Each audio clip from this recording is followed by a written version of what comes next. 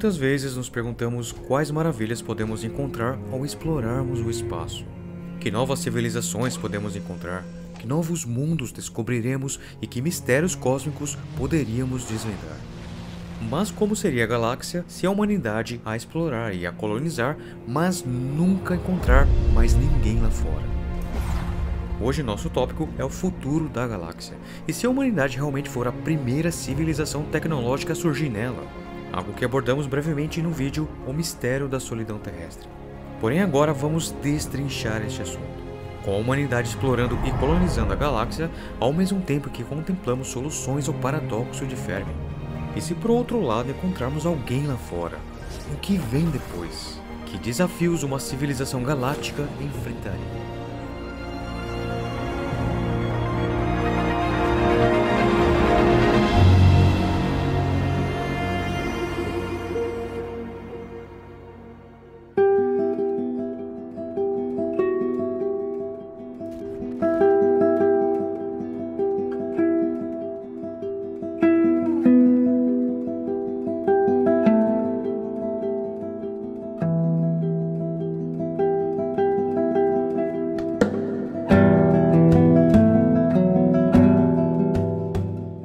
Olá e bem-vindos ao Expansão Astronauta, e hoje damos continuidade à nossa jornada ao tópico Paradoxo de Fermi, ou onde estão todas as outras civilizações do universo. No entanto, nosso tema principal para este vídeo não é bem o paradoxo em si, mas a expansão da humanidade em nossa própria galáxia Via Láctea. E se a humanidade for realmente a primeira civilização na galáxia? Essa é uma das soluções ao paradoxo, porém, quais seriam as suas implicações? E se este for o caso, e raciocinando aqui, hoje, com nossa atual tecnologia, já pensamos em colonizar Marte. Imagine daqui a 1000 ou 2000 anos como será. Existe a possibilidade de construirmos um império galáctico, ou seja, uma civilização galáctica. Algo que nenhum filme de ficção científica jamais conseguiu abordar por sua extrema complexidade e ramificações. Mas imagine como seria uma civilização que abrange toda uma galáxia, como a Via Láctea.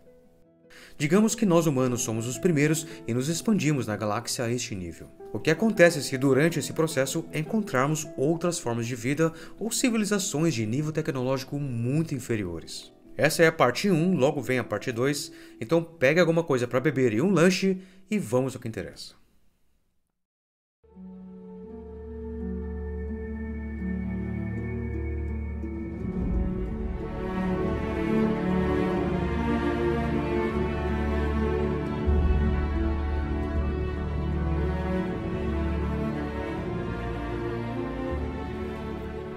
Para iniciarmos o vídeo, primeiro devemos discutir o paradoxo de Fermi.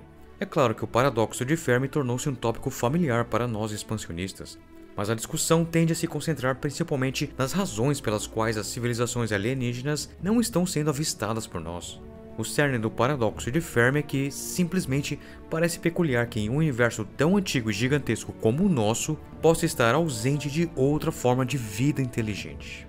Bem, isso parece paradoxal. Muitas soluções foram propostas para lidar com isso, e ao longo desta série vamos ver cada uma delas. No entanto, a maioria dessas hipóteses se concentra no porquê essas civilizações surgem com frequência no universo, mas não podem ser avistadas por nós porque são difíceis de ver ou deixaram de existir. Mas há uma alternativa simples já levantada por Carl Sagan, de que somos a primeira civilização tecnológica a surgir em nossa região do universo. Então, este será o nosso foco de hoje. Não tanto o raciocínio por detrás dessa solução, mas quais poderiam ser suas consequências.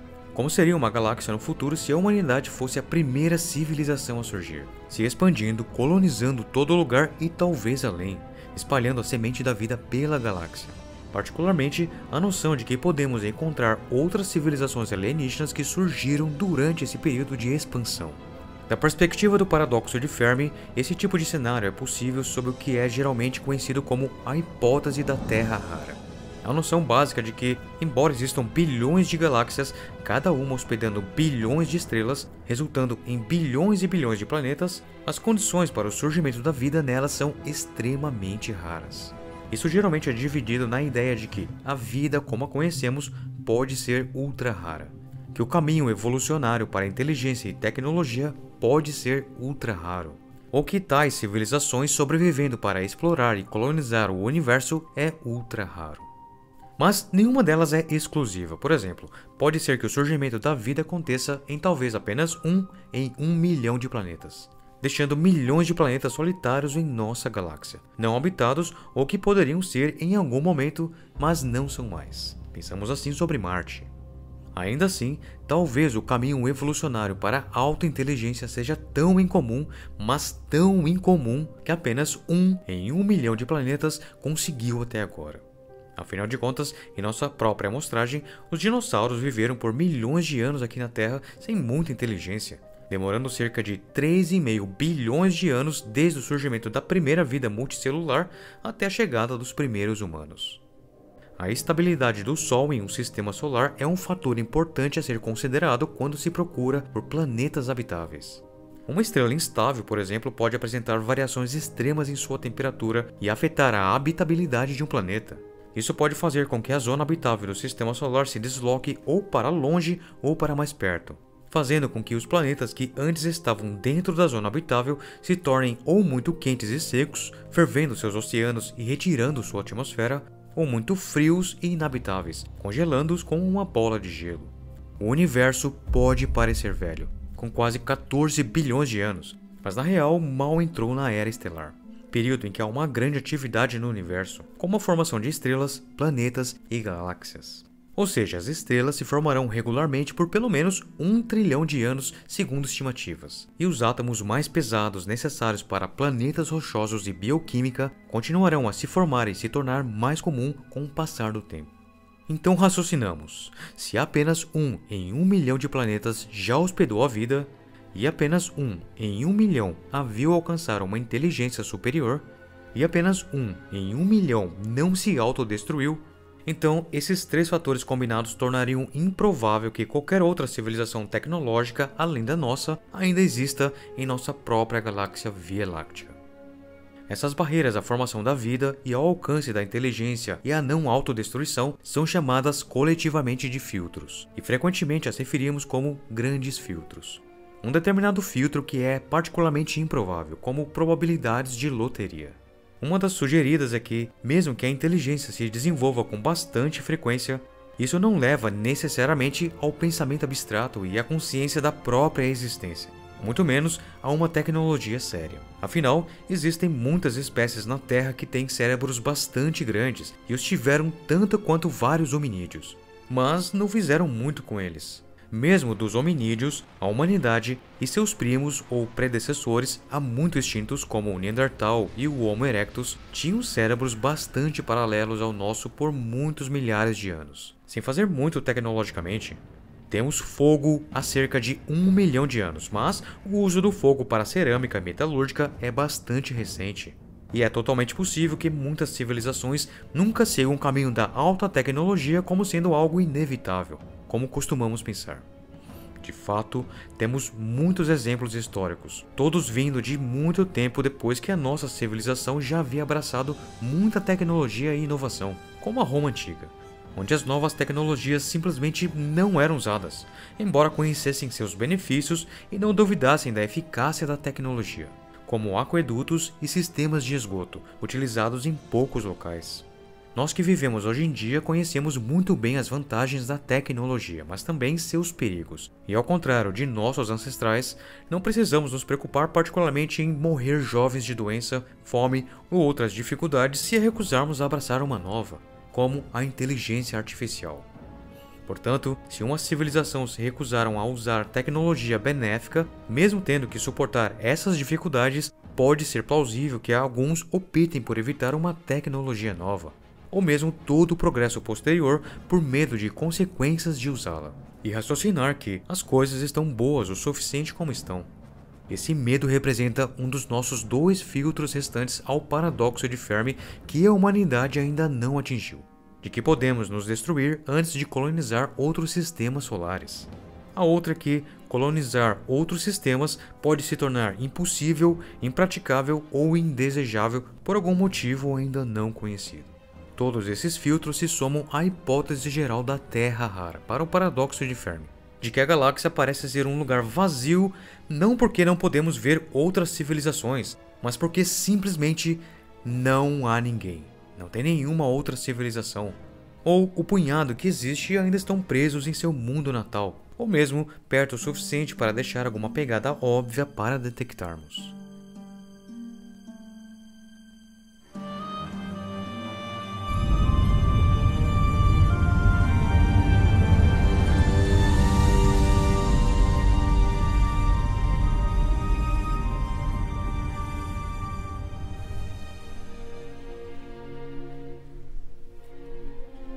Tanto quanto podemos dizer, não é muito provável que a colonização de outros planetas em nosso próprio sistema solar seja uma barreira intransponível, ou que as pessoas se recusem a fazer. O instinto da exploração do ser humano é tão forte quanto da reprodução. E se você tem uma tecnologia para fazê-lo, pode ter certeza que irá fazer. Colonizar planetas próximos como Marte já permeia o pensamento comum, já outros sistemas solares ainda está fora de questão. A tecnologia atual, baseada na queima de combustíveis fósseis, não permite muito além, mas esta é a questão: tecnologias e civilizações evoluem, pelo menos em nosso paradigma. Também parece improvável que qualquer desastre natural possa destruir nossa civilização neste momento. Quanto a desastres não naturais, como a inteligência artificial ou a humanidade sendo substituída por ciborgues ou super-humanos geneticamente modificados, realisticamente, isso não importa muito para o paradoxo de Fermi, pois você geralmente está apenas substituindo uma espécie agressiva e avançada por outra que é ainda mais agressiva e avançada, e assim ainda melhor em colonizar a galáxia. Se estamos assumindo que uma galáxia é desprovida de vida, então temos todo lugar para nós mesmos. E embora esses planetas não sejam naturalmente hospitaleiros à vida como a conhecemos, deve haver bilhões que são muito mais fáceis de terraformar do que Marte ou Vênus. Alternativamente, se a galáxia não é desprovida de vida, apenas de civilizações tecnológicas, temos que decidir o que fazer com esses planetas habitados conforme a expansão acontece. De certa forma, o que pensamos que gostaríamos de fazer nos informa sobre o que os alienígenas podem fazer e é uma de nossas abordagens para o paradoxo de Fermi. Se faz sentido para nós fazer algo, pode ser provável que os alienígenas ou a futura humanidade também ajam dessa maneira. Claro, há limites para isso. Uma mente alienígena provavelmente demonstrará um comportamento alienígena. E vale lembrar que, embora nós mal possamos esperar para começar a explorar de verdade o cosmos, conhecer novas civilizações, aprender sobre elas e o que sabem sobre o universo, alguns de nossos próprios ancestrais não teriam compartilhado esse desejo inteiramente. Como nós, eles eram curiosos, uma característica que esperaríamos que qualquer civilização tecnológica compartilhasse. Mas naquela época, eles podem ter desejado encontrar novas civilizações para que pudessem pegar seus planetas e sacrificá-los ao Deus Sol em agradecimento. É muito provável que enviaremos sondas sofisticadas e automatizadas antes das ondas de colonização. Parece senso comum incluir nessas sondas uma capacidade de detectar planetas habitados para que não acabe acidentalmente terraformando um planeta em que outras criaturas já vivam. E aqui está o problema.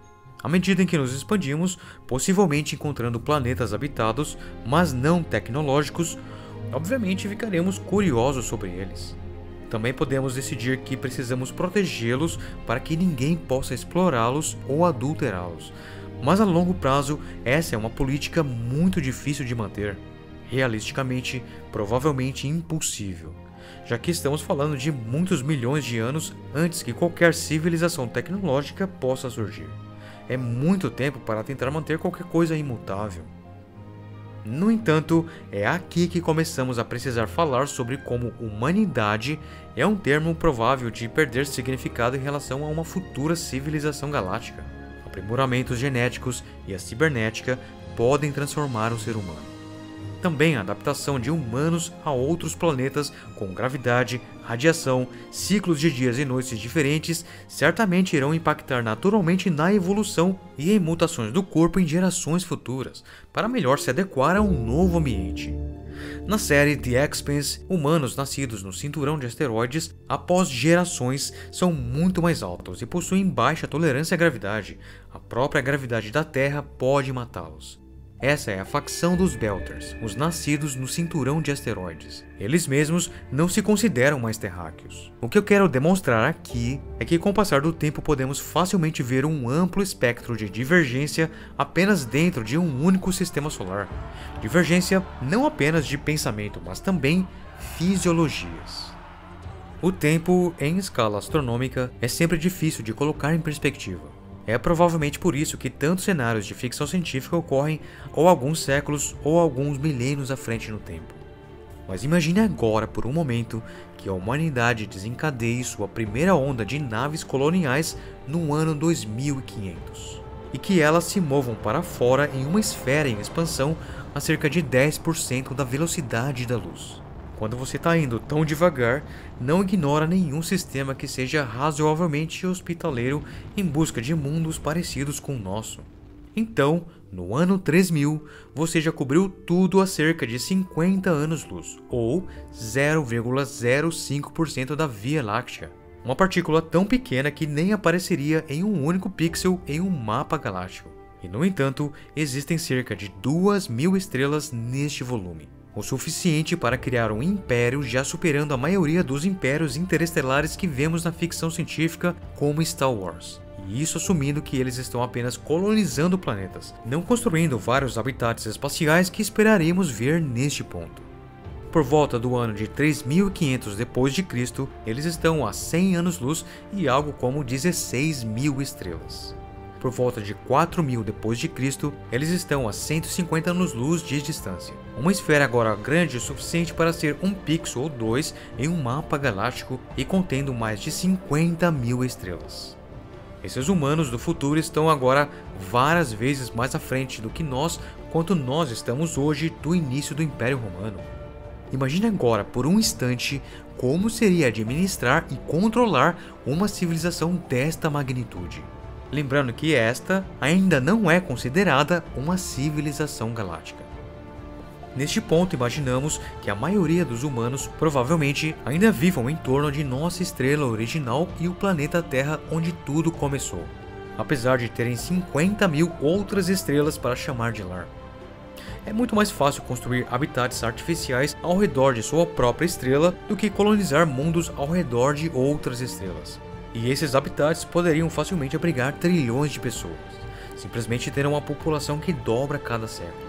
E tocando neste ponto, a humanidade quadruplicou no século XX, atingindo 6 bilhões pouco antes do fim do milênio, e hoje somos 33% maior do que 22 anos atrás, para 8 bilhões em 2022.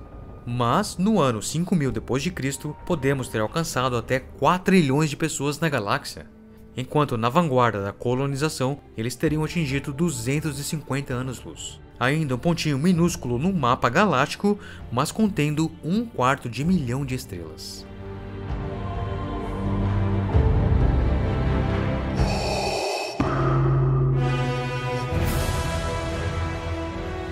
Mas perto da Terra, as coisas já estão divergindo enormemente. Colônias espalhadas pelo sistema solar que agora possuem pouco em comum formam facções. Eles podem ser uma pequena minoria de toda a civilização galáctica humana emergente neste momento. Mas cada uma dessas facções supera a humanidade do século XXI tanto em número quanto em tecnologia, e não mais vem o porquê de obedecer ordens humanas vindas da Terra. Aqueles humanos terrestres não entendem e não se importam com nossas necessidades. Não se importam com nosso povo, se passamos fome ou não. Mas eu me importo. E assim nasce um líder político que pode provocar uma guerra galáctica no futuro.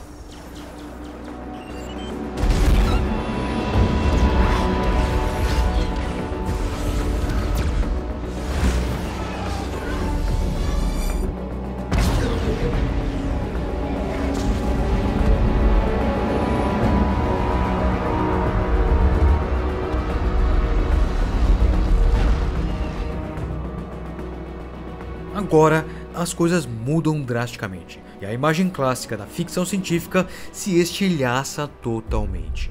Em 5000 d.C., o nosso sistema solar finalmente atingiu o seu limite máximo de população. E as primeiras colônias provavelmente não querem mais o status de colônias, mas sim de civilizações independentes e autônomas. Onde séculos atrás havia necessidade de se manter em contato com a Terra e depender de recursos e suprimentos vindos de lá, agora essas novas civilizações, outrora colônias, começam a explorar e colonizar novos sistemas solares por conta própria, usando tecnologias avançadas de propulsão e terraformação.